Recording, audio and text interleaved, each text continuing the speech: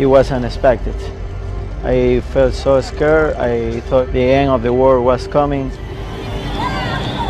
I could see all the lights in the street were shaking from side to side, and hear the booms and the crashes as the houses around me began to collapse and people were running out. Pensé mil cosas, que el techo se me venía encima y que quizás nunca más podría ver a mi hija. Ecuador suffered a 7.8 earthquake. Some of the country is unscathed, but there are parts of it that are absolutely leveled. Over 500 people were killed. There are tens of thousands of people without a place to live. A house just like this behind me, parts of it is still standing, but there's no way you can live in it. And there's still aftershocks. And buildings are still crumbling. People are still getting hurt.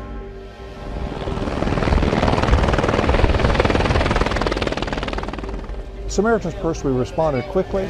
We have a field hospital that is already up and running. There's a lot of need.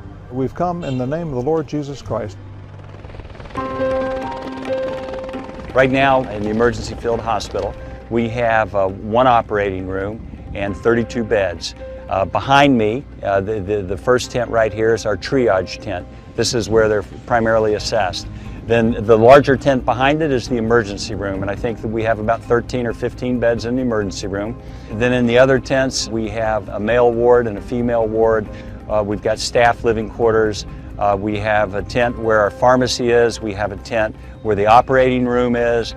We've got generators. All of this is self-contained, but everything that we have come here with came on the DC-8. So this is Samaritan's first field hospital. Samaritan's Purse has had hospitals in other countries before, but this is its maiden voyage, the first time it's been put up in the field. And this is kind of the opportunity to test it out and to be able to help the Ecuadorian people. This hospital is a godsend. I mean, I know it's a lot of guys have been working on it for quite a while, and this was a fitting situation to finally deploy it. It is mind-blowing what they've done here in such a short period of time. Everything that you see behind me in the emergency field hospital, we loaded it onto our DC-8 in Greensboro, North Carolina, and the plane is called a combi. The front 2/3 are for storage and the back 1/3 is for passengers. That DC-8 has also a 7,000-mile range on it. We can go anywhere in the world with it. We landed here, our plane was offloaded, and it holds a lot of stuff. I mean, it can carry about 40 tons worth of cargo. If we didn't have that DC-8, we would never be able to respond this quickly and with this kind of reach and with all of the people and all of the stuff that we need to set an operation like this up. The day of the earthquake, Maria was playing with her cousins and some siblings at the park when the earthquake began. She actually ran from that site and a small wall had fallen on her leg. She unfortunately sustained some fractures, and of course she did need surgery. Early this morning we did surgery. She's doing great. Post-operatively she looks great. Vital signs have been stable. She's going to need a ventilator. So her daughter's out of surgery. She's okay. Yeah. And then unfortunately Mom at the same time came in sick with bilateral pneumonia.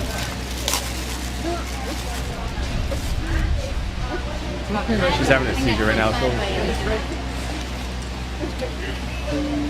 Can we just get the O2? But yeah, it's kind of, this family unfortunately really needs a lot of prayer. It's crushing. This is a horrible crisis.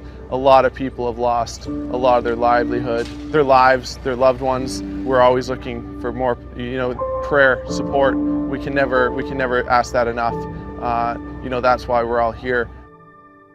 There's also a little boy named Ishmael in the ward, and Ishmael was burned. I think a pot of hot water came off the stove during the shaking, and he's burned down his backside and down his legs.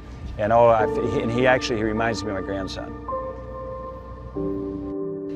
And you see them come in, and they're broken. Every one of those people are very important. Simplemente que nos sigan ayudando para poder salir de esto que estamos, porque ya Bernales quedó casi perdido, y la solidaridad de la gente que nos ayude. We can only do this, we can only come to places like this because of partners like you that stand behind us. So thank you for helping us. We need your prayers. The people of this nation need your prayers. So thank you. Remember Ecuador.